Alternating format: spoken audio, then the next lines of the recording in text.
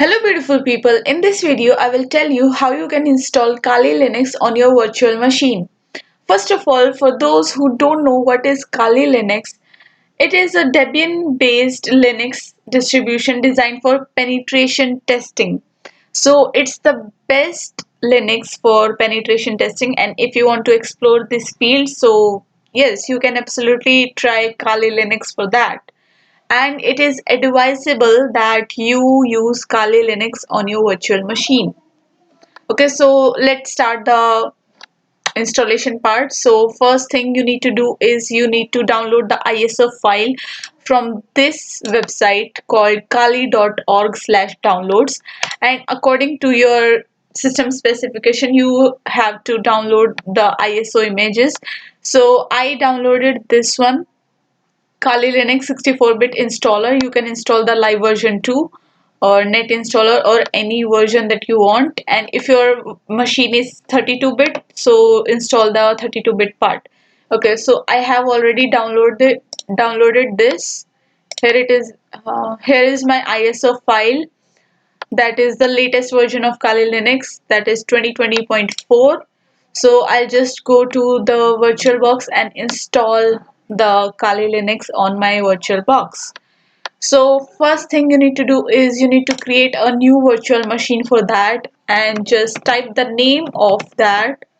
So it will automatically detect the type of the virtual machine and the version of the virtual machine. So you can change the machine folder.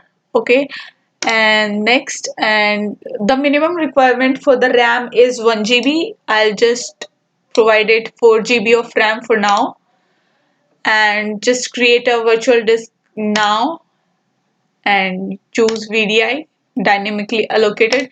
And if you don't know what I'm doing right now, so you can watch the other video that I have already shared, how you can install Fedora machine on your virtual box. So it's really simple, and the minimum space that you need to give is 20 GB. I will give 50 GB. Okay, so you can give as much as you want. Just create. Okay, so our virtual machine is created, but I have to do some settings first. Firstly, go to the system and just make the hard disk the top priority. And also you can go to the general tab and go to advanced, and you can give it bidirectional. So what it does is, by default, your host machine, that is Windows right now, and the virtual machine, that will be Fedora or any other Linux, can't share the things. Okay, so if I try to copy something from Windows and paste it to Linux, so I can't do that. That's why I have enabled the bidirectional part, so that I can copy and paste from both the systems. Okay, so this is very helpful settings for, so for so many purposes. And after that you can increase the processor, and I will just create two, so that the speed will be fine and it will run smoothly on my system. Finally, I need to go to storage part, and here it is empty. That means we haven't provided any ISO file, so I can just choose the file. So create on choose a disk file, and it's here. So I have just choose the IDE that I want to use, the ISO file that we have downloaded from the website kali.org/downloads, and press OK.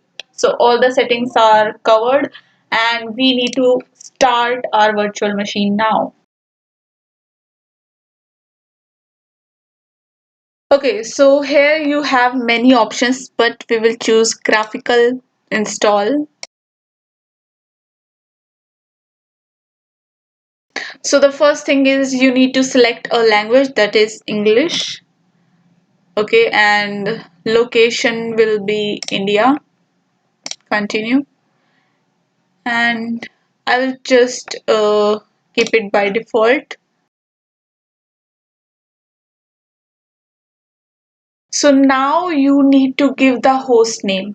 if you don't know what is the host name, think of it as the name of your system. Okay, so I'll just bash woman, and we can give a domain name also, and it must be the same for all the systems if you are working in a team.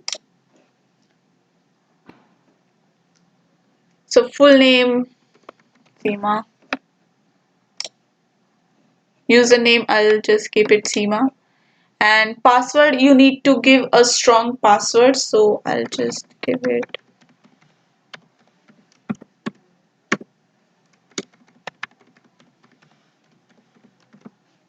yeah, continue.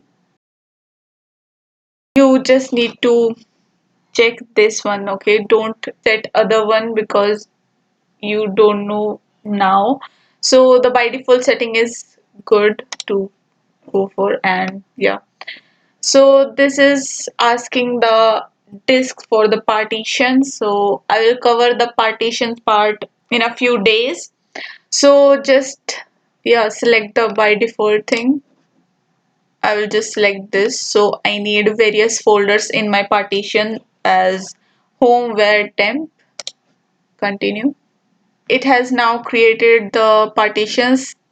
The whole directory, the whole system is the slash, and it's the primary partition. If you don't know what is primary partition or logical partition, don't worry, I will cover that in the upcoming videos.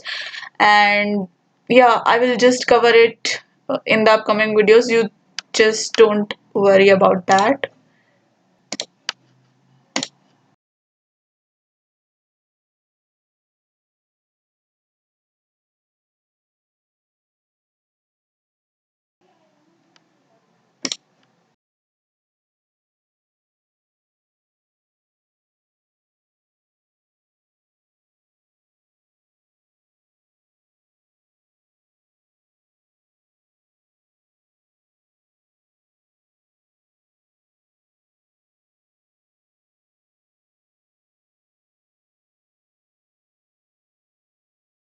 So keep this option by default, that is install the grub bootloader to your primary drive, and select yes, then continue.